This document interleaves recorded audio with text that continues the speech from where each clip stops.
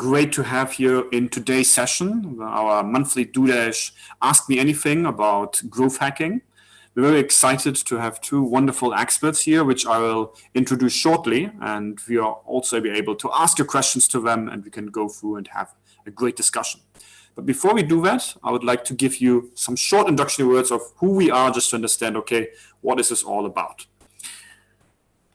So when we start with DueDash, the question is, what is the biggest challenge for most of you as a startup? What is a big issue? And usually we see it's the fact of access to capital and investors. And less than 1% of startups are ever able to raise any funding during their existence. And that is the purpose of why DueDash exists. And that's why we started this focused community to really help you get to the point of investability in the first place and receive funding. So currently with what we have as DueDash as a community platform, which is the first step in what we're building, we're enabling to exchange with our founders, investors, experts to first understand the process of fundraising and then go through that process. So what does DueDash currently can enable you as a founder?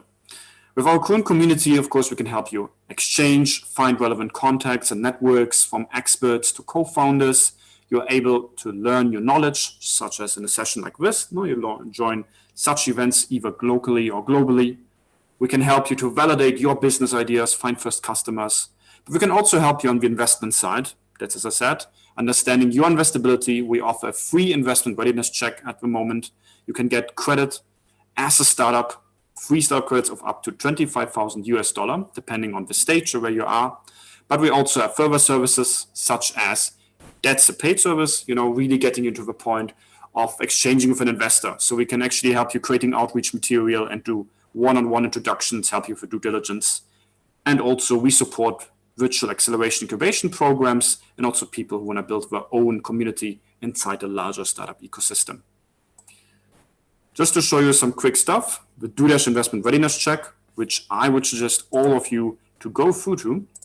And this investment readiness check, it's where we check all the different aspects of your business, from finance to team to your pitch deck, to see, are you ready for investors or not? Because usually you have one shot with an investor, and if you miss it, you don't know if he will give you a second time. So that's why we really want to check first of you, where are you? And if you're ready, we're happy to forward you to our investor lounge to get in touch with investors. Then, of course, we have our founder sparring rings. These are local communities all around the world to help you exchange with people in your city. If you want to build a business in, let's say, Bangalore, if you want to build in Cologne or somewhere else, you want to meet the right people, exchange with them, and get the support you need. And for that, we have dedicated city leaders that help you in that process. So that was just a quick intro on DueDash before the session. If you have more questions, we're always happy to take them up. You can write me on DueDash itself or just through my email, and we're happy to answer them. But now let's go to our speakers. That's what you've been waiting for and you're excited to learn about. So first, let's start with Felix Wong. Felix Wong is the growth lead in APAC for Angel Hub and Rehub. He has been an experienced community manager and builder also for Techstars. He facilitated many programs, gatherings, hackathons, events, startup events as part of these communities. He has founded companies himself and also exited them. And also he is always passionate about growth and developing. And we're happy to hear more from Felix, the growth advocate. Also, we have with us Cyrus Santoshi. He has been a writer, speaker, and also senior program manager at HackerEarth. It's a global community of over 4.5 million developers globally. And he has been very passionate about building products, creating, working with developers. So I think with these two here, we will see from both sides when it comes to growth and traction, how can you hack, let's call it your community growth, but how can you also track your product development growth? And with that, I think I will start giving a question to you guys. Our term, like what you're going to have as a session today, is growth hacking to gain traction. Maybe start with you, Felix. What would you say to gain traction, let's say with community building, building a community? What would you say would be your advice to any startup or founder to start with if we're still in the beginning process? Yeah, that's a good question. Thanks for bringing this up. I think first of all, speaking of tractions, there's so many definitions out there. And I believe communities can play a major role to help startups, founders, access to, first of all, the fundamental resource of a community, which is people. And community works because communities is a predefined network of how we gather like-minded individuals, like-minded resources, and different stakeholders within the ecosystem.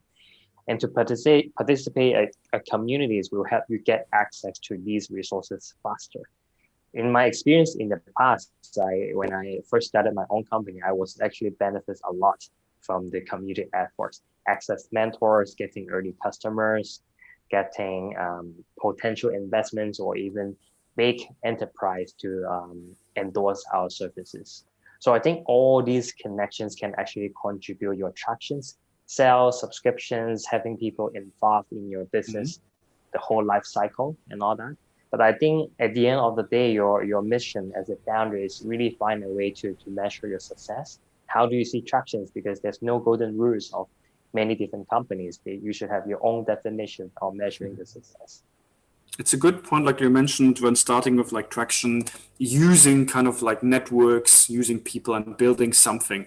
What I noticed with many founders or people also in general is the issue we don't know how to start with building, like that community or that networking. Like many people say, okay, I can talk with people, have some friends, but how do I become a proper networker? And maybe even the step further, some people are good networkers, but are not able to build this into a community to really grow and scale. It becomes like a one-on-one thing.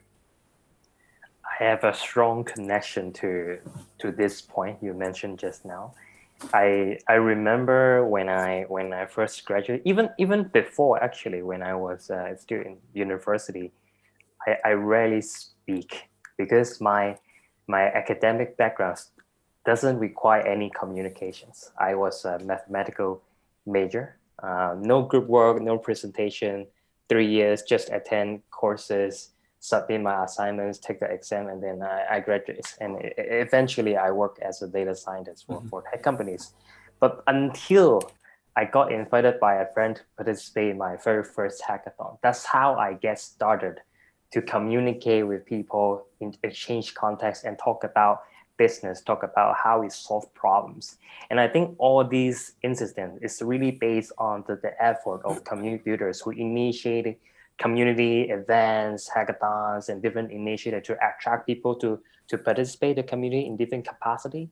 And that's actually unlock and myself to speak up more, to network, to connect more people.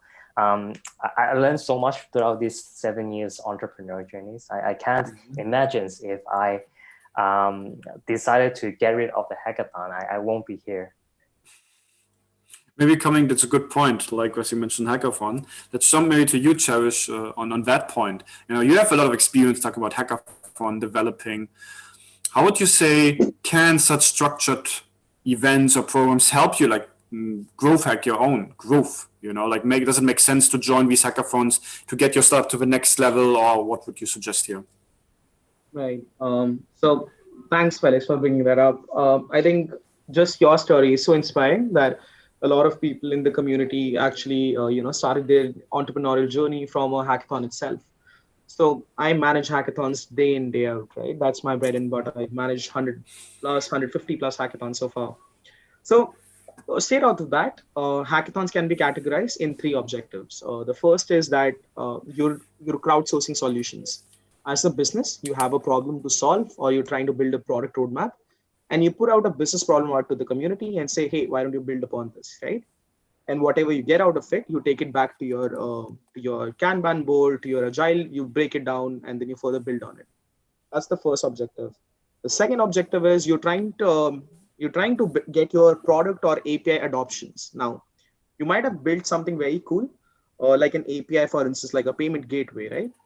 But first of all, for you to get more traction, and in fact, this brings us to the growth aspect of things. You want people to adopt your product, your APIs, and then build certain use cases for it, so that you can take it and further sell it to your customers, right? Now, that's the second objective, where you've made a product and you're pretty certain about how you want to pitch it, And now you have people actually building upon it and adopting it in winter.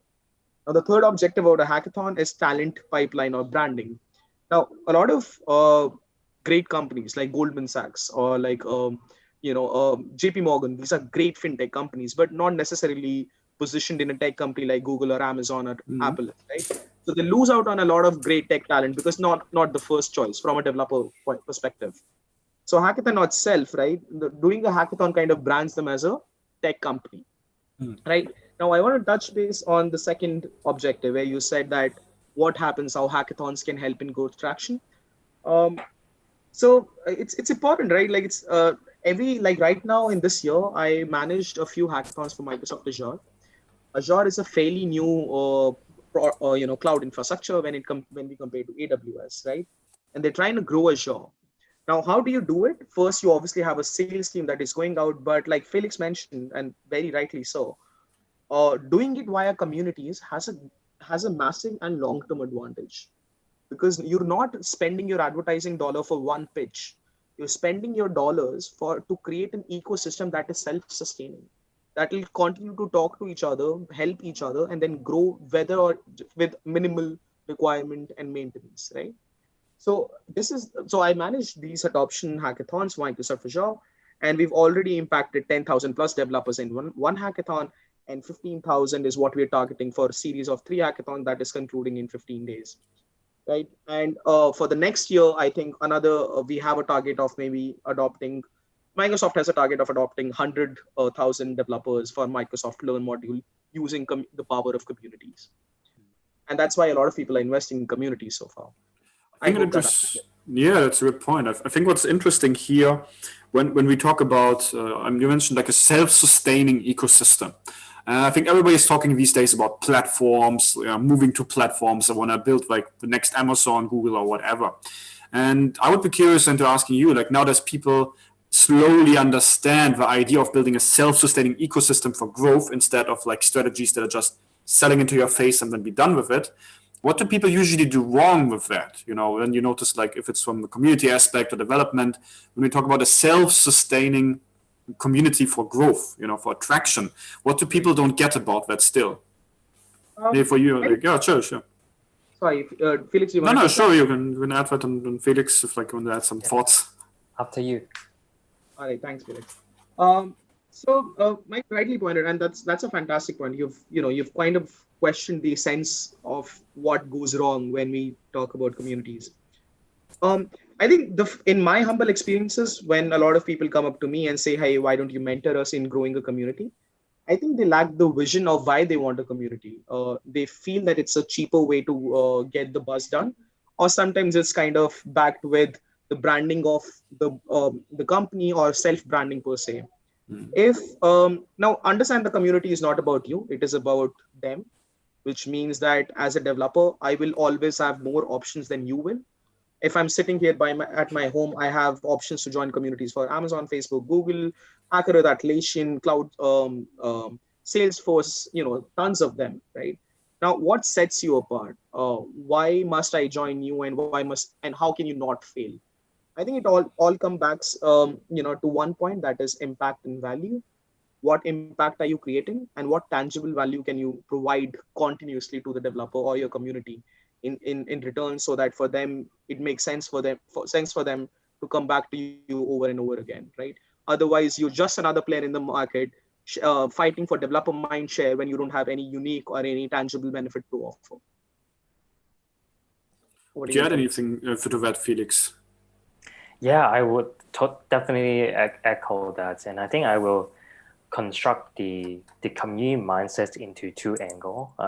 First of all, like short term, like there's a couple of things in common from different communities, and I think people usually felt at early stage because they think about the scalability too early. And I believe having a successful community is not about how many people you have. It's because it's really measuring the quality of people, the quality of content, and the quality of impacts you're creating. If you manage to pull up 2 of your friends to start a book club, it's a community. 3 people, it's a community. All you need to do is try to make sure, even though you're at a small size group, you manage to have a sustainable content, keep people updated, exchange contacts, helping each other, and eventually figure out whether you have more other common topics where you can scale to other people around these second degree connections. And that's the moment you need to think about scalability. And in long run, what community usually, what the challenges usually face is afraid to pass the baton. I had the same experience in the past where community managers, community builders are not exactly a job, although some companies, they look for people who are in these disciplines. But to be honest, to have a successful community, you always need to identify new community builders, new facilitators. Otherwise, the community will always be under your umbrella. You can't really bring in new bloods, you can't really bring in new insights and new connections. So that's why one of the success metrics of measuring a community builder is how fast these community builders can scale up themselves, identify new people, and eventually find someone to do their job.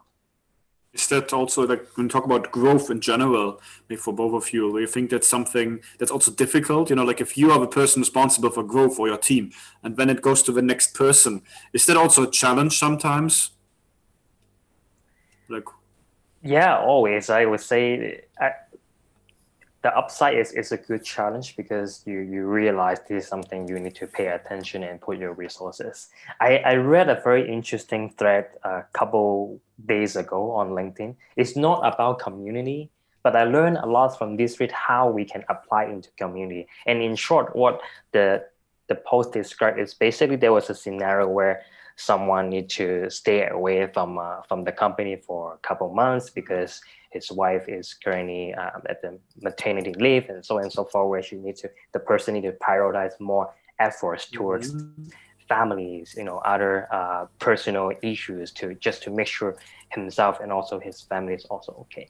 But when he get back to the company, before he went back to the company, he was kind of worrying his responsibilities and position will be deprioritized or being taken by someone else. But the thing is totally opposite. He got erased by the company. Why? Because while the time he got away from the company, all his reports and middle management managed to sustain the operations. And this shows his leaderships. Even though the person is not within the company, people still manage to kill all the KPIs, work, and eventually deliver results. And that's why this is how we see where we can replicate into community as well. It's not really just about the community builder, but also how you influence people to do the same thing, how you can encourage more people to speak up and take over what you can do in the past.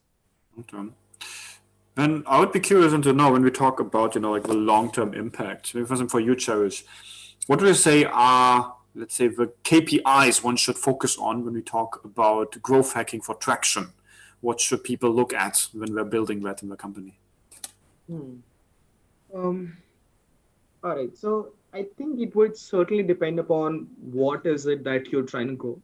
Is it like a community, or is it like a product, or is it an API? Everybody would have different KPIs here, but at the end of the day, I kind of want to touch base that KPIs is a very while KPIs are, they're very objective to define and very easy to measure. Sometimes the KPIs are very hard to like it's more nuanced than just like a number game. Like Felix said, right? It's not about how many people you have. It's about what impact and how long they stay together for. Now, considering you have a community and your KPI basically is not necessarily about how many people you add, but also about how much engagement do you get.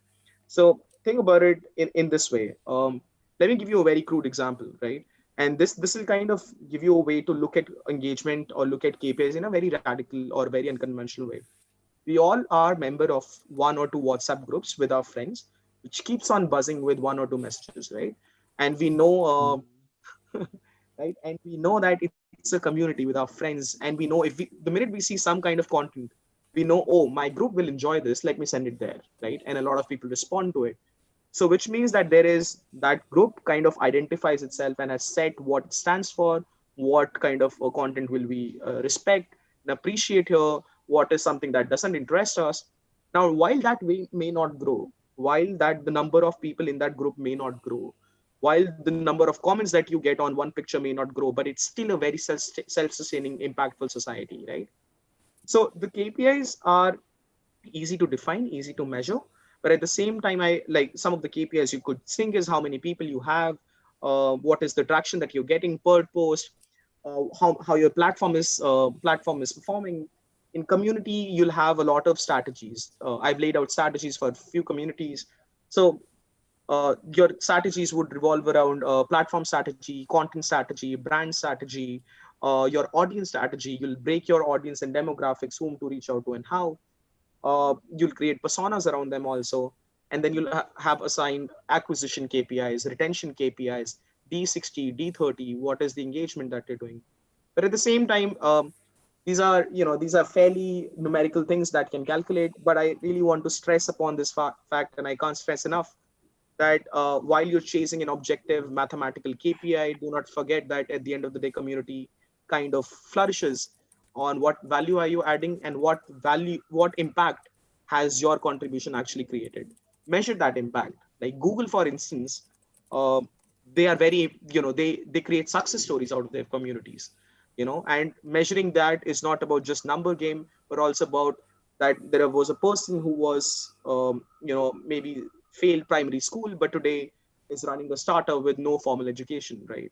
And just that's just one person, right? So it doesn't count in a mathematical sense, but the impact that it has created in the community or in the society is immense. So calculate more nuanced KPIs as well, along with the objective ones that I just mentioned. Like with different time seed. Also, for you guys, like I'm already starting to answer like audience questions. The last one was actually from the audience, so just keep it in, ask more questions, and we continue on. Maybe going from then the KPIs to let's call it like growth potential. Maybe for you, Felix. Angelina asked, like, in which area of business would you see the biggest potential for growth hacking at the moment? Because you've seen so many different businesses and areas. I wish I have a golden answer. But I think right now there are a couple of trends moving on where because of the pandemic, people are forced to being more digitalized than before. It speeds up a lot of industries where they don't have the love from industries such as online learning, such as contactless technologies, e-commerce. In my regions, just to pick Hong Kong as an example, e-commerce been exists for a decade. Amazon and all these Walmart, all these companies are pioneering, but there's never a behavior where people actively purchasing online in small neighborhood because it's just so easy to buy things. Everything's in on the street and you can get 24 hours malls and convenience store easily. But now because people are forced to stay indoor, they still want to enjoy the idea of buying things and enjoy the purchase behaviors, and it speeds up a lot on behalf of e-commerce, logistics, and the whole supply chain. Do you saw some interesting like examples of let's say growth hacks this year at Singles Day? Like for those who don't know, like we had like the big Singles Day like in China, so there's a lot of sales happening. And did you see some interesting examples like on the Chinese Hong Kong market or like in nearby that you liked? I think all these companies and industries, they're growing steadily. I don't seem to see a strong spike, but there are more buzz around contactless technology, robotics, e-commerce, and how we connect all these supply chain. And when we say supply chain, the supply chain is actually covering a very wide spectrums. So e-commerce, you need logistics. Logistics, you need automations. And then you need robotics, you need predictions, AI. And then when it comes to e-commerce, you need payment as well. So fintech, payment gateways, and all these API actually interconnecting to each other, warehouse, so on and so forth. So the e-commerce is actually a driver to take up all these communities and all these industries all together. Just to pick our firm as an example, we also invested a few companies in this field during this difficult moment, particularly in e-commerce and also robotics delivery. So there's actually many interesting momentum going on, and apart from all these e-commerce, I would also suggest people to start paying attention to industries such as healthcare, biotech. Again, contactless technology is still huge and ways to further discover. Mm-hmm. Yeah, definitely makes sense to focus on where people's attention is, what we're interested in and how can you help them. There's something like to you, Cherish, which I'm just thinking now. You mentioned before when we come to hackathons, it's this idea of also like one of the points in solving the problem that also like people might be facing or companies, and solving it for them. And I remember like in the past that you also started in, I think that was in Chandigarh, was it where? Like when you started like a business with some friends, you went basically to the city hall and said, which problems do you have? Which can we solve basically, and you built like a big solution for them. What is kind of like when we talk about startups, how can startups be more focused on creating solutions like from a growth hack for the customers so that maybe even like bigger customers like the city management faces? Right. Great question, right? And kind of nobody asks this question anymore. Where is that, okay, you're solving an issue, but is your problem worth solving? Do you have the right problem to solve? Right? And everybody thinks that whatever you do in real life, just get it on an app. That's basically a business idea. In Bangalore, no matter what you can do, you'll have an app for that. If you want somebody to pick up stuff from like under your building, give it to you in your hand, there's an app for that, right? But but yeah, address is a bigger issue, right? Like, what is it that the world really needs, and what is it that we're moving towards? What should we try and solve? There's no dearth of solving really challenging problems, like Felix mentioned, right? There's e-commerce is moving, fintech is moving, especially when automations, no contactless technology is moving in. One of the biggest reasons one of the biggest philosophies that I propagate is that do not like find a problem that is being faced by you or maybe somebody like you, solve it for them, and then try and solve it for five more people like them. Do not think about scale. Do not think about whether this is disrupting or not. But what happens in that process is that you are solving something very tangible. When you pitch your idea to somebody, chances are in a boardroom, like people like you, Michael, who's going to connect these guys with investors, right? In that room, there will be a variety of people, and in that room, there will be one person who has faced this issue, right? One of the startups that I'm currently in I was engaging with, they're called Savo Labs, right? And they're solving single authentication without OTP. Now there is the OTP authentication is something that is being faced by everyone, right? And they landed on this technology just because probably they would try and fill in up an OTP, but the OTP came late, and they obviously got stuck in the payment gateway thing, and it was a never-ending, frustrating cycle. Um, how I did it was that I was felt in school. I didn't have my horizons broad enough to identify, hey, what to do, but I did the next best thing. I went to the person or to the community, to my government of my state, and said, you guys know about what challenges the city is facing. You can, furthermore, you can even forecast what challenges will come up, right? So since I can't figure out what to solve, why don't you tell me, right? Why don't you tell me what to solve, what to build for? Because you have the purview of the problems that are faced by a million people in the cities. You have the historical data to back up your statement that this is why we should solve this. These are how many complaints we receive, and we should solve this because these are the challenges that are forthcoming, right? So if you can't figure out the problems that are worth solving, go to people who will have access to this. Go to people who will have plethora of problems but have no solutions or engineers or product to solve this. Um, it's important, right? And I can't. And thank you, Michael, actually for pointing this out. I like I said, doesn't get asked enough. It's very important to find the problem worth solving and find the right person who will give you that right problem. If you are not, like I wasn't aware enough, go to people who can give you those problems that you can then focus on. I guess like if in overall, like let's say every city would organize kind of like school hackathons, solve the problems of your city.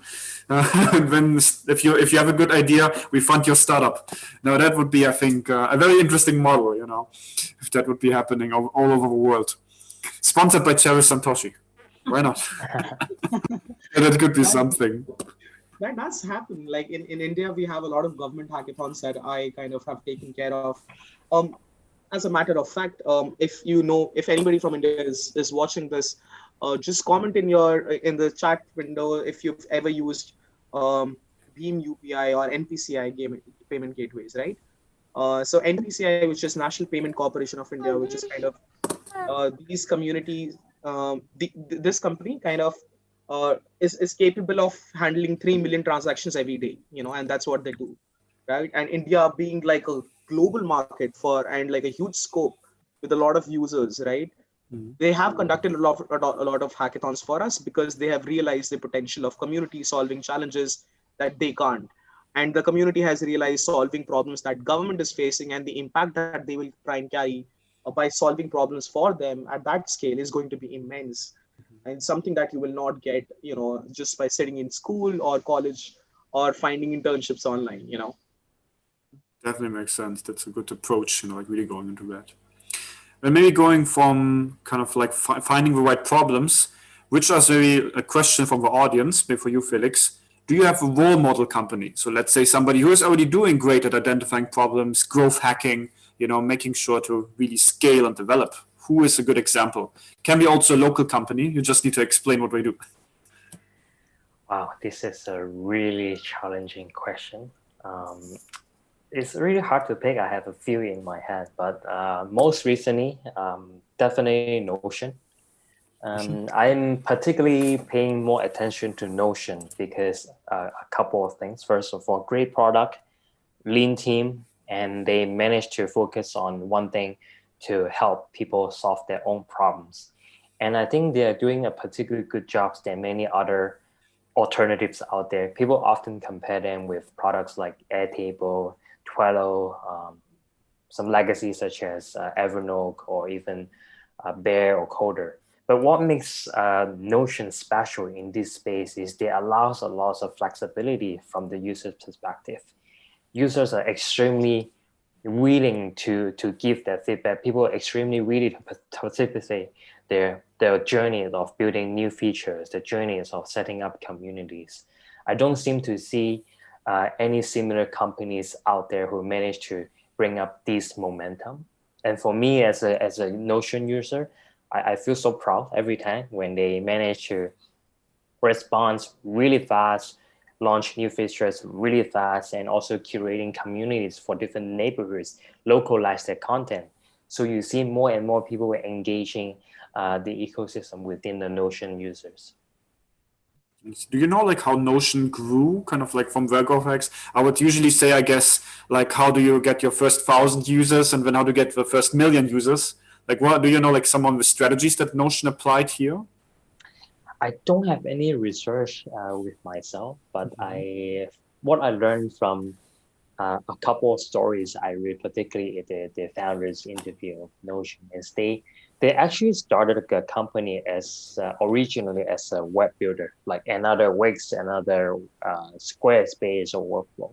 But they managed to pivot really quick because they realized there are more demands of people looking for customized and personalized productivity solutions. And that's how they come in place to provide these answers for people. And now people are using Notion to build websites. So they're actually circling back to all these features, feedback, and platform kind of loop where people now has the flexibilities and willingness to use different features to build their own thing, to display the ultimate features where Notions can really power their thinking. I believe this is something super hard to replicate. I do see a lot of upcoming companies learn from the Notion success stories are trying to create another Notions, but don't seem to see any strong emergence right now. I think they're definitely worth your time to pay attention how they grow. You don't have to be a user, but it's really joyful to read their success stories and how they manage to grow their communities, build their products, and access the different nations. I guess it's like, don't try to follow to be the next so-and-so or copy the so-and-so, but rather try to solve the problems where you try to solve, or use the same methodology when it comes to solving issues. I think that might be the better approach to like growth and build up. There's another question then to you, Cherish, directly. It said, is it good to work on Me Too concept if you find a gap? If I get this correctly, you can correct me here, admin, like if I get it correct. If I get this right, I assume it's kind of like, does it make sense to add like a Me Too concept kind of for growth also, if you think it fits whatever you're building? I'm not sure what does this question mean. Does this mean that Me Too, does here mean the Me Too movement, or does Me Too here mean that I also felt this problem? I think there should be the movement, because it's the hashtag. Yeah, it's the hashtag. You can add something, and should be the movement itself. I guess it's kind of like, maybe to rephrase then this question to make it more sensible. I guess the idea is, how much sense does it make to also use, let's call it like the current social trends, so you like jump onto it. I don't want to say be in a negative way, but just like be part of like new trends, or when like social change is happening, to add this to grow your business. Oh, it's about business, they say. It's about business. Maybe admin, maybe you want to just unmute yourself for a second, explain that. I'm not sure. No, I think he's not connected to the microphone. But yeah, when Cherish, just like what you think maybe to add on that. Right. So I think they mentioned it's about business, so it's not about the concept, is what I see from it. And what I think they kind of referring to the point where I mentioned that solve it for one person, and when the second person says that, hey, I also felt that, that problem applies to me too, right? And that's what they're referring to. Definitely makes sense. If that is your product, if that's your strategy, how to solve issues and how to find a gap, right? So they mentioned, is it good to work on a Me Too concept if you find gap? So let me phrase this better, and admin, if I'm right, just say yes here. What you're referring is to, there is a gap in the market, there's a problem to be solved, and somebody says that, hey, I felt this, and another person says, hey, I felt it too, right? And that creates the synergy and kind of validates the problem to be solved, right? And that's what we're getting to. All right. So assuming this is the problem, that's definitely the strategy to go to. I guess you can add like some more points. We can pick it up later if like there's something to be added from his side. And then we can definitely go into that. When we're talking about like trends or differences, Felix, like somebody asked, you studied in the UK for some time, if I remember that was correct, and they said like, are there any differences in growth strategies between Europe and Asia? Thanks for bringing this up. Thanks for reading my file. First of all, short answer. I only started my entrepreneurial journey when I come back to Asia. So I don't have any startups and entrepreneurial experience when I was in Europe. But however, when I was working for the companies, I do have more experience looking into different landscapes, and particularly in growth in Asia, in Oceania, and also in Europe, also the States. Very different because in Asia, although many communities are very ripened, many growth, really strong leaderships, but still we are kind of following what people created from the West. There's not much influences right here in this part of the regions who really initiate new frameworks, new mindsets, and new ways of growing companies. But I think we are moving into an emerging directions where these influences and experts and more sharing, resources and integrating each other. So I think we are right now in the position to integrating our resources, more engagement and more collaborations. So if you want me to distinguish the difference, I would say many mindsets are still really driven by the West. And then right now we're still as a follower to adopting these methodologies, localize them and apply to our own companies and ecosystem. Would you see maybe even differences maybe for both of you, like between, let's say, I would call like the wider Chinese market, like with Hong Kong kind of included, and like the Indian market as like the two biggest and the ones that's emerging. Like at some point, I think China already overtook the US. I'm not sure anymore. And India likely also in the near future. And that will be the focus, because shifting everything to Asia. Would you two like see the differences when it comes to growth between like India and China? When it comes to strategies as a business where people need to know when we interact with these markets? Maybe Cherish, you want to say like something specific that you can also be like what you see, what's specific about India when it comes to growth hacking, and then maybe like trading thoughts maybe for China it's different. What's important to know as a business, either with the people to keep in mind or with development. Got it. So, I'm not sure about the Chinese ecosystem as I haven't explored that much. I think Felix can maybe add there. About disruption in India, it's going to be. I see a lot of startups coming up in India, especially in times like these, where they have identified that there are a lot of systems which were working were broken. India, in itself, has always lacked digitization of data. Now, when I was working with the government, right, like one of the biggest challenge that I had to even create a product was to create data that is digitized, right? So disruption and in fact growth in India, there are two ways you can do this. If you're somebody who's targeting tier one, tier two cities, it's fairly easy to do so. Then your challenges are basically about getting users, getting adoptions, increasing user base, and then slowly and steadily kind of building upon retaining people and giving the service, impacting your operations, and then growing, right? However, that's not the majority of the India. The majority of India is also in tier two and tier three cities, which will not have a lot of data which is digitized.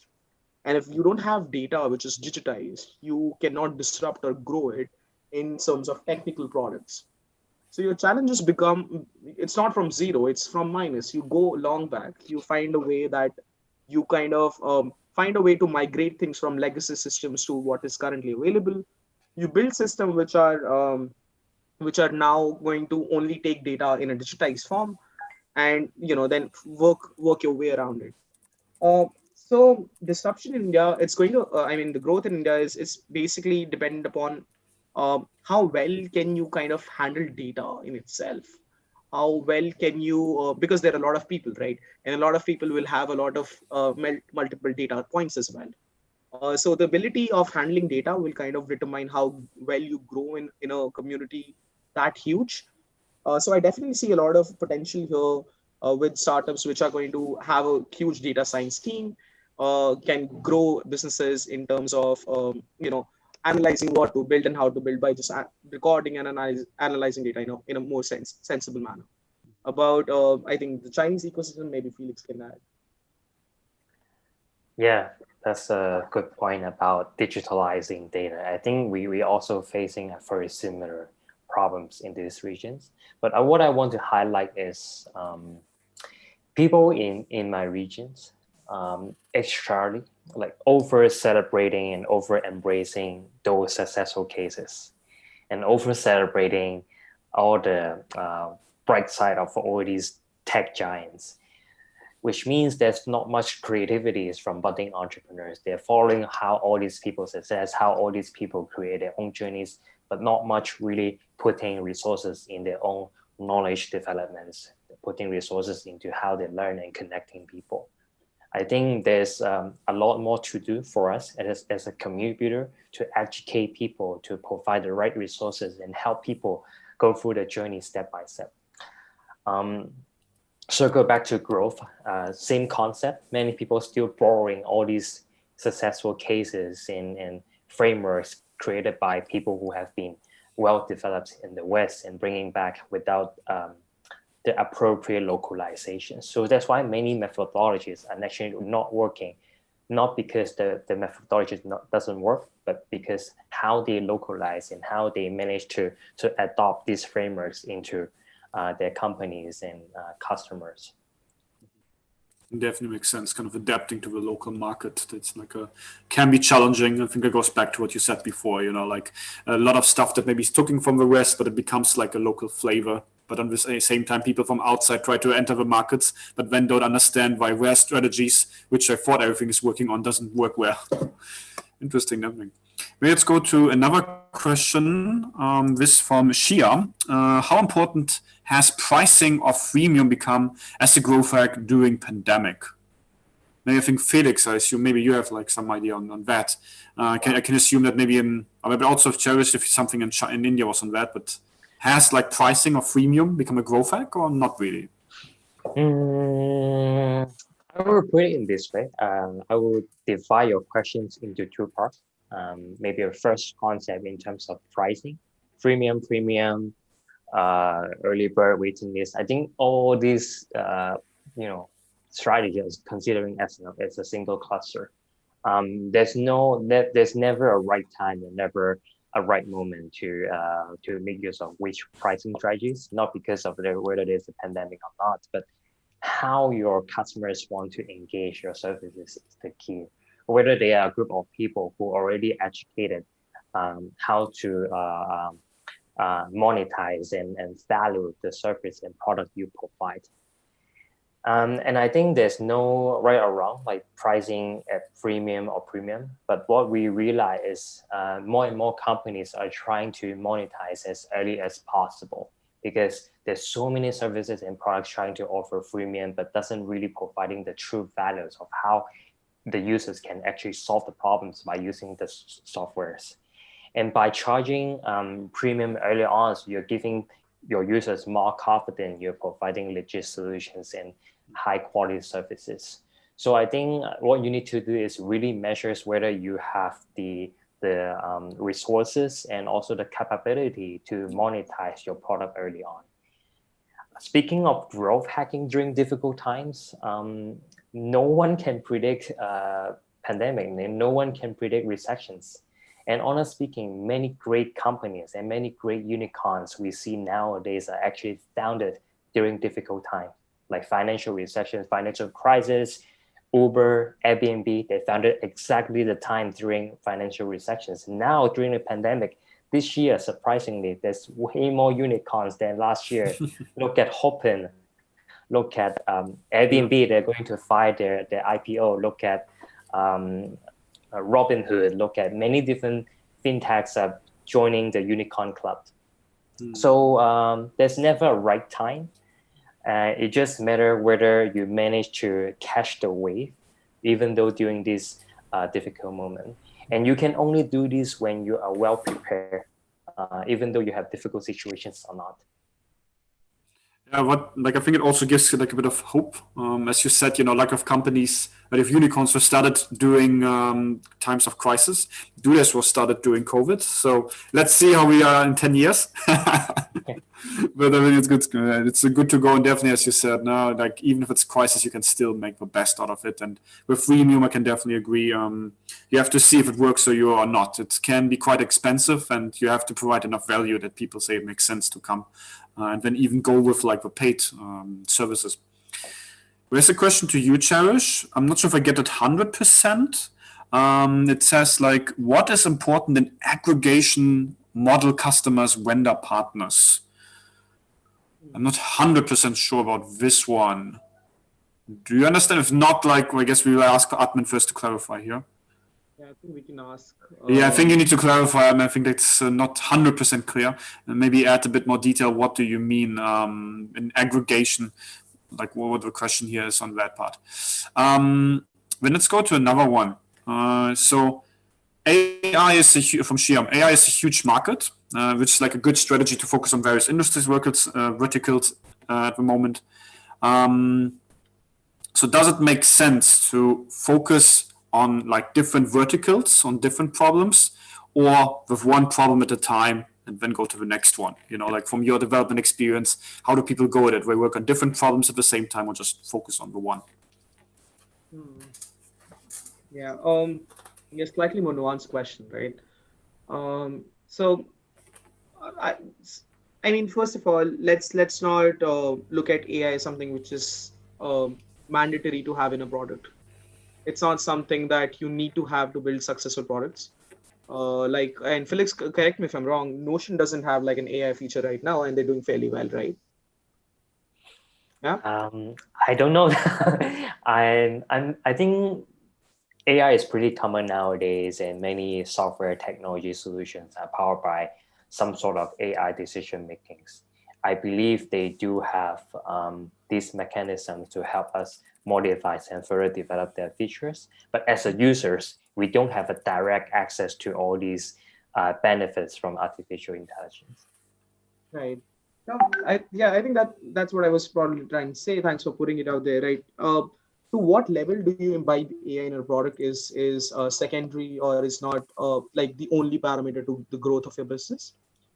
When it comes to solving a problem, right? I think you should try and stick to one problem rather than kind of pick up multiple verticals and then try and solve it using technology. At the end of the day, what makes you or your product successful or your company successful is basically how well you solve that problem. With or without AI, doesn't matter. uh, Now I understand where you're coming from also, right? Because if you're solving for India, you have a lot of data, and if you have a lot of data, you probably want to inject AI there. But here is what I've noticed, right? In all of our hackathons, a lot of people use machine learning and AI when they pitch it to their jury. Now, a lot of times the jury will ask that, hey, can it work maybe with 90% efficiency without the AI, right? And more often than not, right? Sometimes it's not, but the more often than not, the answer is yes. With it could probably work with have the same features, work with the similar industry, same target audience, and work effectively, without AI as well. And that contributes to 80 to 90% of the times. Now, the question from the jury back to the teams are that when you add AI, right, you're just increasing the complexity of the product. And while that is important to do so, I think it's important that you reach a stage where you have to do it rather than focusing and harping on the product, harping on the technology right from the beginning, and then narrowing your scope and try and inject the technology just for the sake of it. I think you should try and solve a problem in the best way possible. And technology, whether or not without AI, that's something that is, that you can leave up to the technology, your engineering or your product team.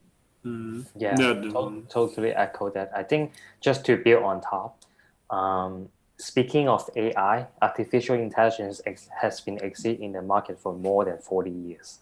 But Yeah. why in the near economies, more and more people talking about AI, machine learning, or even deep learning is because more data are being accessible, more companies are welcoming these technologies to be making their operation more efficient.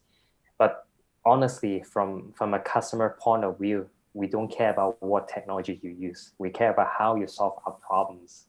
We look at companies like Uber, Gojek, Grab, Airbnb, these big guys. Of course, they use a lot of artificial intelligence to predict the future, measure the data.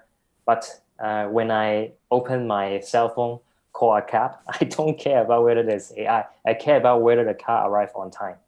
That's the only thing I care about. Of course, there's AI to make this happen.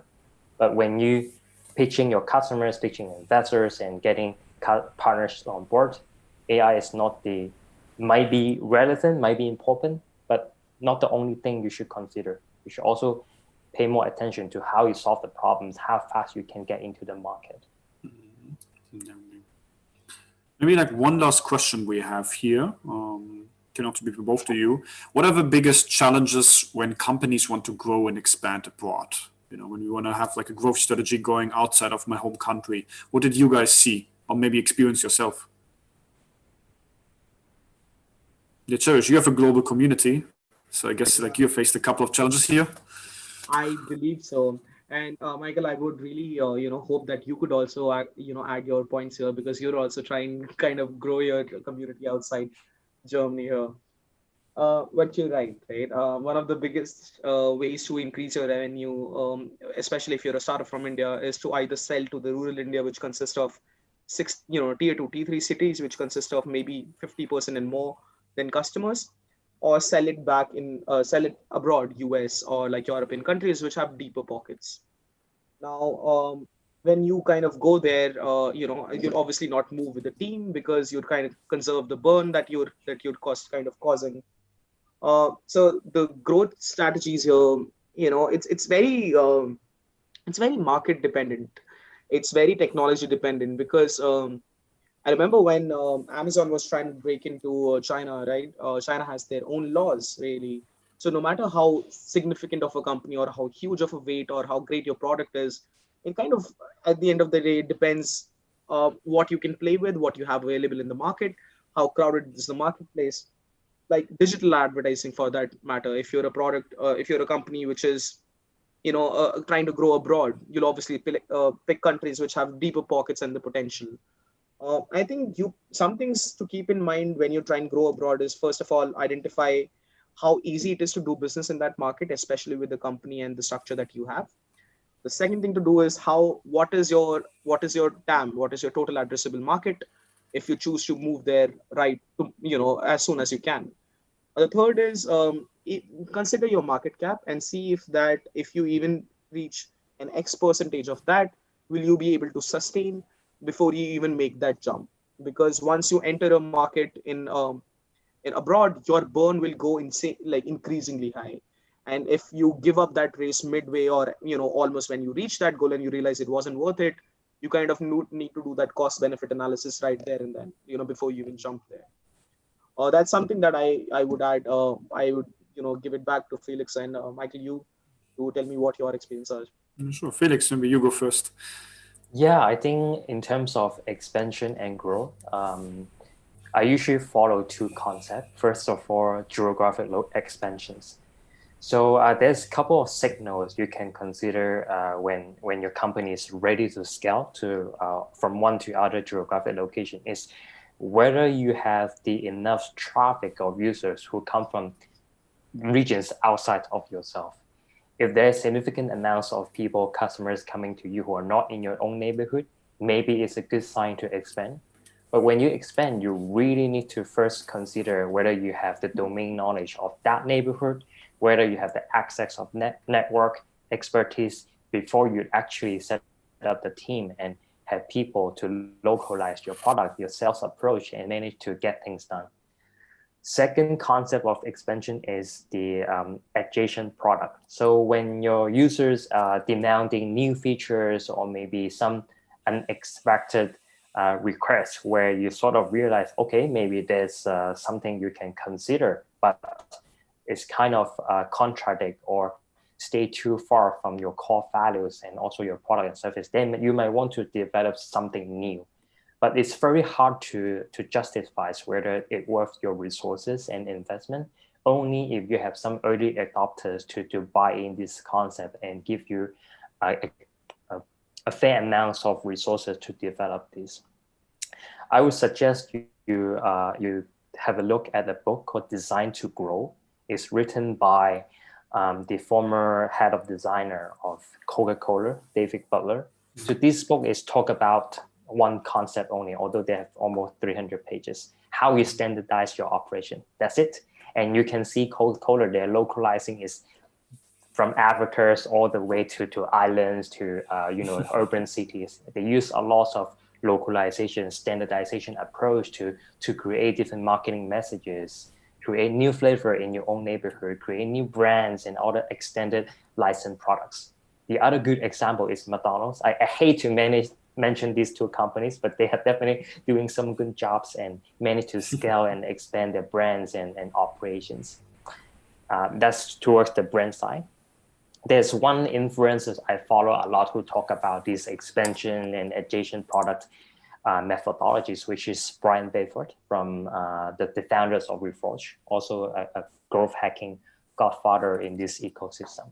So definitely check out these resources and brands and see what you can borrow and then apply into your own company. Yeah, I think maybe to add some last points, definitely interesting what you guys said.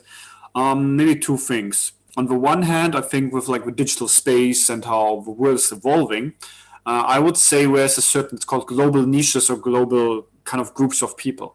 When I was studying, for example, in China or when I was in India, there were people I was felt a lot closer and more understanding with some people who are living in this same city or like my hometown in Germany, and who you would think we have more in common, which is not actually the case.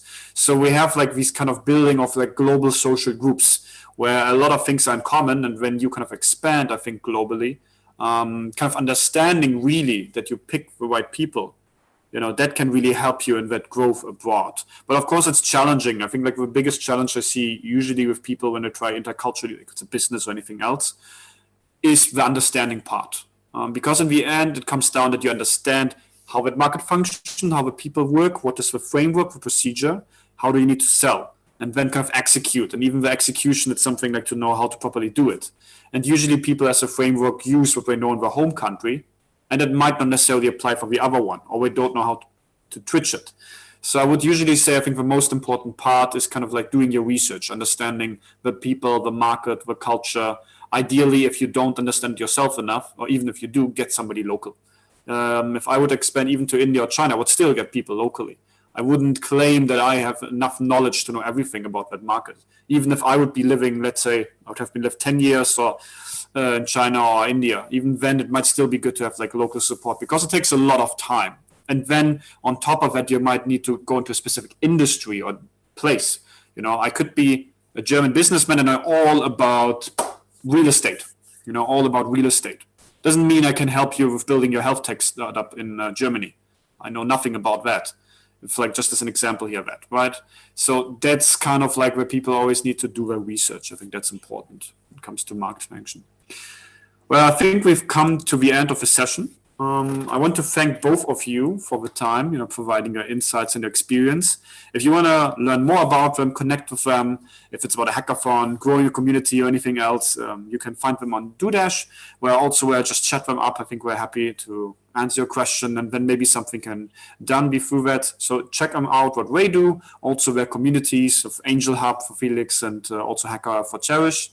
And otherwise, again, thank you for your time, you two, and then looking forward for our next events. And if you want to join here in the audience, you'll find them on DueDash, and we look forward to that. Great. Awesome. Thank you so much. Thank you.